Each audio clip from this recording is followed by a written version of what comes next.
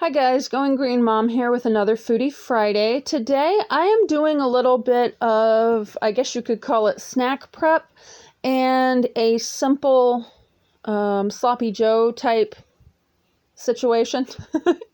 Not off of any particular recipe, just sort of adding things to taste. I wound up with a whole bunch of stuff due at once, so I halved my grocery budget this week, which means my teenagers don't get all of the snacky junk food that they would typically want. So I decided I was going to get some healthier snacks in the fridge for them out of stuff we already have here at home. And for today, that is potatoes. We used to do baked potatoes, and it was just a mess. When I got my steamer, I started steaming potatoes, and they found that they really liked to just eat steamed potatoes plain, straight out of the fridge.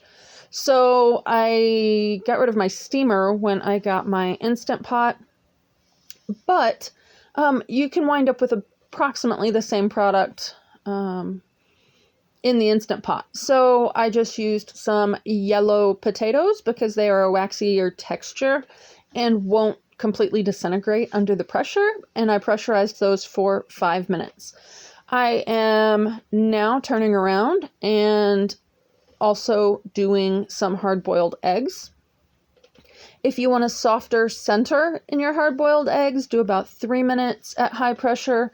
I prefer a just done hard-boiled egg type texture. So I do 5 minutes on high pressure for those. And then I am also going to do some ground beef. I told you guys, I don't know how many times, that you can cook ground beef from frozen in the Instant Pot, and I've never shown you how to do that because my kids complain about the texture. And doing this, I remembered what the texture problem is. If I am cooking from frozen in my cast iron on the stove, I am constantly having to scrape bits of meat off of the outside. And so over the course of the cooking time, the meat in general winds up with a fairly fine texture as it browns. And with the Instant Pot, it doesn't really do that. So this meat is straight out of my deep freeze. It is, I don't know, 0. And then I put a cup of water in there because it's frozen. There's no liquid, so you do have to add water. And because my kids don't typically like the texture of this, I was like, okay, what am I going to do with this so it can get used? And I wound up changing my mind of just doing plain ground beef and decided to add this can of tomato sauce. And I stopped here and did that because I also need the tomato sauce pressurized. Because it has lectins in it because it is tomatoes. So I needed that pressurized as well, so I just threw it in on top.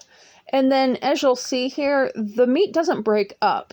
So I have to break it up after the fact, and because it's not continually being sort of poked at and broken up over the course of 10 or 15 minutes while it cooks, the chunks wind up being bigger and just odd shaped, and it's not a fine texture like you would expect from meat that you've cooked for a period of time, especially not 35 minutes at high pressure. But it was in for 35 minutes at high pressure, and it comes out looking like, just a little loaf of meat, I guess you could say. So what I'm doing here, I am just trying to get it broken up into smallish chunks. And as you'll notice, it is quite liquidy. That's because you've got liquid from the tomato sauce as well as the meat thawing, and then that cup I had to add to get it to pressurize in the beginning.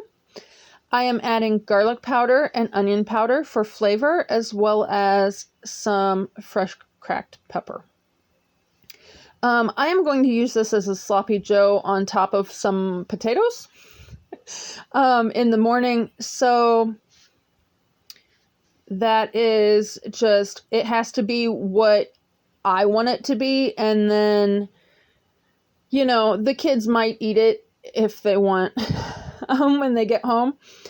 But overall, as long as I will eat whatever it is, that's good. And so I don't mind the slightly chunkier texture, no big deal. But the super liquidy, yeah, no thank you. Too much like soup. So I'm just going to saute this for about 10 minutes and let some of that liquid evaporate off. While that's happening, you can see the potatoes, they're cooling off next to everything. And then I have sat these eggs in some cool water to cool off as well. So now I'm just drying them off and putting them in the container with the lid removed to designate that they are hard boiled already. Since my kids also do some of their own cooking, it would not necessarily be good for them to grab an egg to fry and have it go plop all in one piece. So as per usual, try and get these cooled off and either frozen or refrigerated as soon as possible to slow down histamine development. I don't honestly know if hard-boiled eggs can be frozen and remain a good quality product. So if you happen to know on that, please throw a comment down below and let me know. Obviously, if you have problems with eggs, that's not a good snack for you. The whites tend to be high histamine, so if you are new to the histamine issues, that might not be a good idea. Potatoes would be high lectin if you do not pressurize them, so just be aware of that. Because if you have mast cell issues, the lectins will cause a leakier gut and more problems with mast cells degranulating, which raises your histamine levels. So be aware that you need to prepare some of these things properly in order to make them okay as regular snack food and such. And then of course you can use cooking the meat this way for pretty much anything. I do most of my meat from frozen in the Instant Pot, and that helps reduce the amount of histamines that develop while it thaws.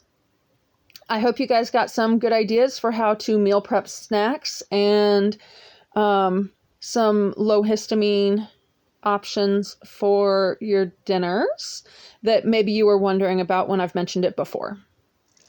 Supper's ready.